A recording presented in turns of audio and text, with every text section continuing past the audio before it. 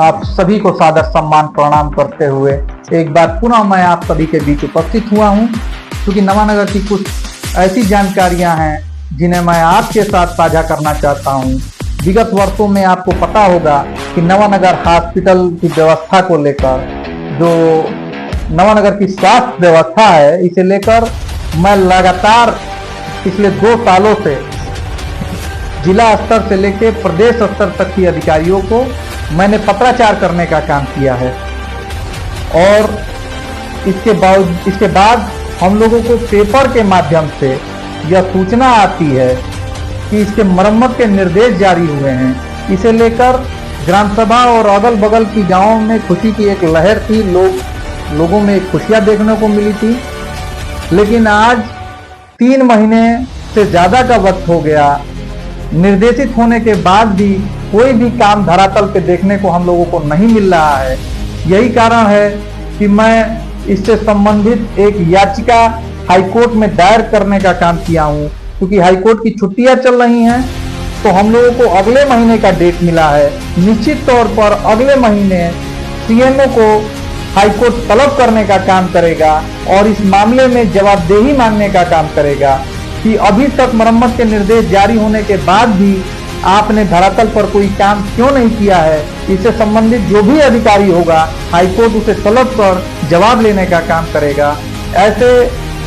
संघर्ष को करने के लिए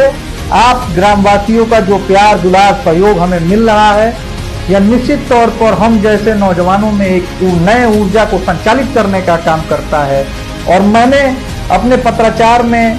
यही कहा था कि नवानगर की स्वास्थ्य व्यवस्था में जो पर्याप्त भूमि है, उसमें जो जर्जर भवन है, जो लचर अवस्था में है, पेयजल की शुद्ध व्यवस्था नहीं है, शौचालय की व्यवस्था नहीं है, लाइटिंग की व्यवस्था नहीं है, अच्छे डॉक्टरों की व्यवस्था नहीं है, तो मेरा इतना ही मांग था कि इनको दुरुस्त किया जाए, एक बढ़िया और शिक्षित डॉक्टर 24 घंटे के लिए यहाँ उपलब्ध कराया जाए, ताकि लोगों को प्राथमिक उपचार मिल सके, लोगों को उनके बीमारियों से परिचित कराया जा सके, ताकि उनको बताया जा सके कि उनको कौन सी बीमारी है, कि समय रहते लोग अपना सही उपचार करा सकें। क्योंकि पिछले 7-8 सालों में जिस तरीके से हमारे निजी ग्राम सभा से लेकर, ग्राम सभा नवानगर से लेकर अगल बगल के ग्राम सभाओं में जो मौतें हुई हैं, कैंसर जैसे गंभीर समस्याओं से लोगों को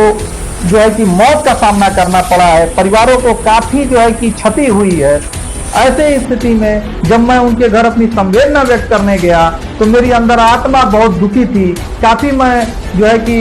दुखी महसूस कर रहा था। इसे लेकर मुझे लगा कि इन लोगों के लिए मैं कुछ कर सकता हूं। तो यहाँ की स्वास्थ्य व्यवस्था जो यहाँ के मेडिकल स्टोरों की कृपा पर चल रही है, उन्हें लेकर मैं जो है कि गंभीर तौर पर संघर्ष करने के लिए बाध्य हुआ। और इनकी जो दुखी भावनाएं थी, उन्होंने मुझे इस बात के लिए, इस संघर्ष के लिए प्रेरित किया कि इस आवाज को बुलंद किया जाए, इस लड़ाई को बड़े स्तर पर लड़ा जाए, ताकि नवानगर को एक बेहतर स्वास्थ्य व्यवस्था दी जा सके। भाई, पिछले 25 सालों में जो लोग नेतृत्वकर्ता के रूप में आप पर शासन करने का काम कर रहे थे, कभी इन्होंने इस बात की चिंता नहीं की, इस जो है कि गंभीर समस्याओं पर मंथन नहीं किया, चिंतन नहीं किया। यही कारण है कि हॉस्पिटल की व्यवस्था पूरे तरीके से लचर है और यहाँ के लोग प्राथमिक जो उपचार है उससे भी वंचित रह जा रहे हैं। गंभीर समस्या होने के बाद भी मेडिकल स्टोरों से दवा लेकर खा रहे हैं और अंततः उन्हें जो है कि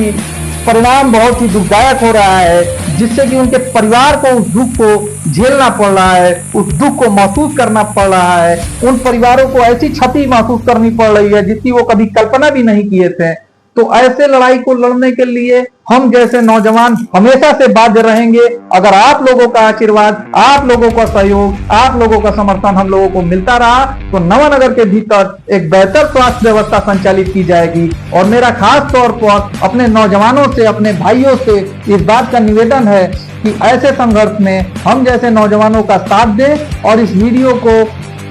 अपना समर्थन दे, अपनी शेयर करें, ताकि हमारी आवाज में अपनी आवाज को आप जोड़ सकें और आवाज को दूर तक पहुंचाया जा सके, ज्यादा से ज्यादा लोगों तक इन आवाजों को पहुंचाया जा सके। तभी हमारे समस्याओं का निस्तारण होगा और भविष्य में हम जैसे नौजवानों को ताकत दिया जाए, ताकि यहाँ की हर छोटी बड़ी समस्याओं को हम लोग मजबूती से उठा सकें और उसके निस्तारण के लिए हर संभव प्रयास कर सकें। हॉस्पिटल की व्यवस्था को मैंने जिस तरीके से उठाया है और जिस तरीके से संघर्ष के लिए मैं प्रेरित हुआ हूं, ये केवल और केवल आपके प्यार और आपके दुलार और आपके सहयोग की वजह से ये ऊर्जा हम में संचालित हुई है। मैं आपसे बस इसी बात का निवेदन करूंगा कि हमारे जैसे नौजवानों को आप लोग अपना प्यार दुलार आशीर्वाद देते रहें कि ऐसे संघर्ष हम लोग लगातार करते रहें, चाहे परिणाम जिसके पक्ष में आए, चाहे रिजल्ट जो भी हो, हम लोग यहाँ की बेहतरी के लिए, नवानगर के बेहतर भविष्य के लिए लगातार संघर्ष करते रहेंगे। इन्हीं सब बातों के साथ मैं अपनी बातों को विराम देता हूँ। और मुझे चंद्रशेखर जी की एक बात याद आ रही है, उन्होंने कहा था कि राजनीति में जो है कि समर्थन और विरोध दिखना चाहिए, राजनीति निस्वार्थ भाव से होनी चाहिए, राजनीति सेवा भाव से होनी चाहिए और ये तभी संभव हो पाएगा जब आप संघर्ष के लिए अपने आप को हमेशा से प्रेरित रखेंगे, हमेशा से आगे रखेंगे, तभी जाके एक सकारात्मक और सार्थक राजनीति की शुरुआत होगी, लोगों के बेहतर भविष्य को बनाने की शुरुआत होगी। इन्हीं बातों के साथ मैं अपनी बातों को विराम देता हूं और पुनः आप सभी का सम्मान करते हुए अपनी बातों को विराम देता हूं।